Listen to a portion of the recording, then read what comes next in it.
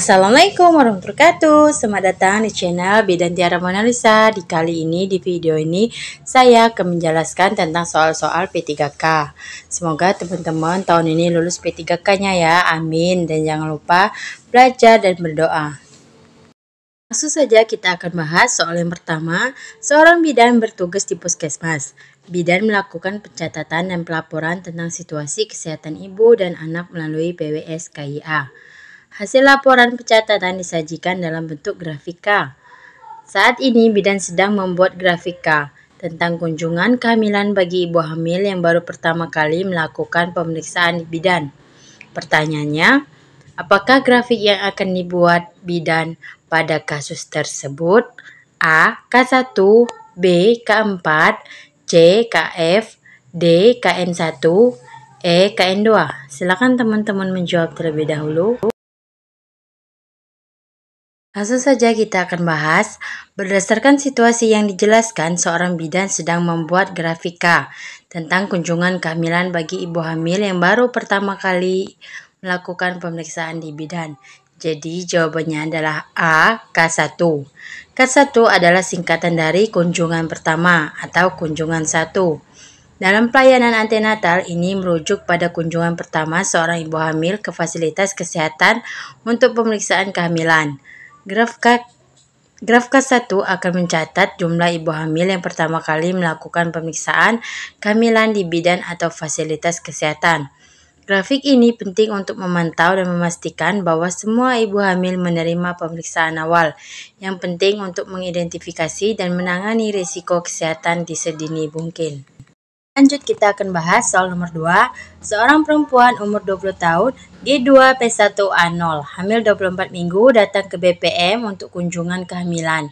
Hasil anamnesis tidak ada keluhan dan gerakan janin aktif. Dirasakan hasil pemeriksaan dalam batas normal. Balotemen positif. Pertanyaannya, berapakah TFU yang sesuai pada kasus tersebut? A. Setinggi pusat, B. 3 jari di atas pusat, C. 3 jari di bawah pusat, D. 3 jari di atas simfisis, E. Pertengahan pusat sampai PX. Silakan teman-teman menjawab terlebih dahulu. Langsung saja kita akan bahas pada kasus seseorang perempuan 20 tahun G2P1A0 hamil 20 minggu. Tinggi fundus uteri adalah salah satu parameter penting yang digunakan untuk menilai perkembangan kehamilan dan pertumbuhan janin. Pada usia kehamilan 24 minggu, TFU umumnya berada di setinggi pusat. Jadi jawabannya adalah A, setinggi pusat. Pada usia kehamilan 24 minggu, TFU biasanya berada setinggi pusat, umbilikus atau pusat. Ini adalah posisi yang normal untuk usia kehamilan tersebut. Lanjut, kita akan bahas soal nomor 3. Seorang perempuan umur 20 tahun, G2P1A0, hamil 24 minggu, datang ke posyandu untuk memeriksa kehamilan. Hasil analisis tidak ada keluhan dan gerakan janin aktif. Dirasakan hasil pemeriksaan tekanan darah 110/70 mmHg, nadi 70 kali per menit, pernapasan 20 kali per menit, suhu 36,5 derajat Celcius, TFU setinggi pusat, DJJ 146 kali per menit teratur. Pertanyaannya, apakah peran yang dilakukan bidan pada kasus tersebut? A. Pelaksana, B. Penyelia, C. Pendidik, D. Peneliti, E. Pengelola. Silakan teman-teman menjawab terlebih dahulu. Langsung saja kita akan bahas pada kasus seorang perempuan umur 20 tahun G2P1A0 hamil 24 minggu yang datang ke posyandu untuk memeriksa kehamilannya dan hasil menunjukkan kondisi normal. Peran yang dilakukan oleh bidan dalam situasi ini adalah A. Pelaksana. Dalam konteks ini, bidan berperan sebagai pelaksana karena dia melakukan pemeriksaan kehamilan yang meliputi anamnesis, pemeriksaan fisik, mengukur tekanan darah, nadi, pernapasan maupun suhu tubuh, dan pemeriksaan obstetrik, tinggi fundus uteri, dan denyut jantung janin. Sebagai pelaksana, bidan memastikan bahwa semua aspek kesehatan ibu dan janin dipantau dengan baik dan sesuai dengan standar pelayanan antenatal. Jadi jawabannya A, pelaksana. Lanjut, kita akan bahas soal nomor 4. Seorang perempuan umur 30 tahun, G1P0A0, hamil 32 minggu, datang ke PMB dengan keluhan kaki dan betisnya bengkak. Hasil anamnesis bengkak terjadi sejak 1 minggu lalu.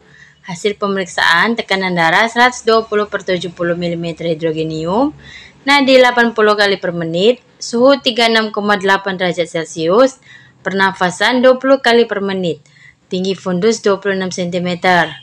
Punggung kanan presentasi kepala divergen, DJJ 130 ini ya, bukan 30. 130 kali per menit, udem positif pada kaki dan tungkai. Pertanyaannya, konseling apakah yang tepat pada kasus tersebut? A. Hindari posisi kaki menggantung. B. Gunakan kaos kaki pembebat. C. Kurangi konsumsi garam. D. Batasi aktivitas berat. E. Atur pola makan. Silakan teman-teman menjawab terlebih dahulu. Langsung saja kita akan bahas pada kasus seseorang perempuan umur 30 tahun G1P0A0 hamil 32 minggu yang datang dengan keluhan kaki dan betis bengkak sejak 1 minggu yang lalu. Jawabannya adalah A. Hindari posisi kaki menggantung. Bengkak pada kaki dan betis selama kehamilan sering disebabkan oleh udem fisiologis karena peningkatan volume darah dan tekanan uterus yang membesar pada pembuluh darah di panggul yang menghambat aliran darah balik dari kaki. Menghindari posisi kaki menggantung dan mengangkat kaki saat duduk atau berbaring membantu aliran balik darah dari kaki ke jantung, mengurangi udem. Jadi jawabannya adalah A. Hindari posisi kaki menggantung.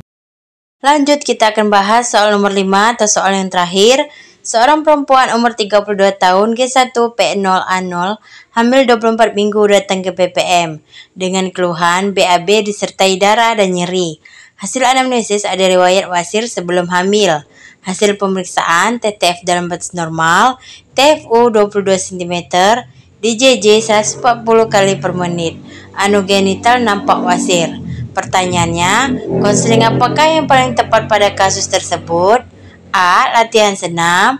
B. Konsumsi kalsium. C. Makan makanan berserat.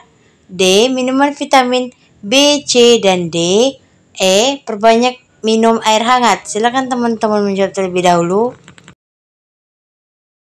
Langsung saja kita akan bahas pada kasus seseorang perempuan umur 33 tahun G1P0A0 hamil 24 minggu yang dengan keluhan buang air besarnya disertai darah dan nyeri serta riwayat wasir. Jadi jawabannya adalah C. Makan makanan berserat. Makanan yang tinggi serat membantu melunakkan tinja dan meningkatkan pergerakan usus sehingga mengurangi tekanan pada wasir dan mengurangi risiko perdarahan serta nyeri saat BAB. Ini adalah tindakan yang sangat efektif dalam mengelola gejala wasir. Jadi jawabannya adalah C ya, makan makanan yang berserat. Terima kasih telah menonton video ini, semoga dapat membantu dan jangan lupa belajar dan berdoa. Semoga tahun ini lulus ya P3K-nya. Amin. Terima kasih telah menonton video ini, semoga bermanfaat dan jangan lupa like, share, dan subscribe untuk mendukung channel ini.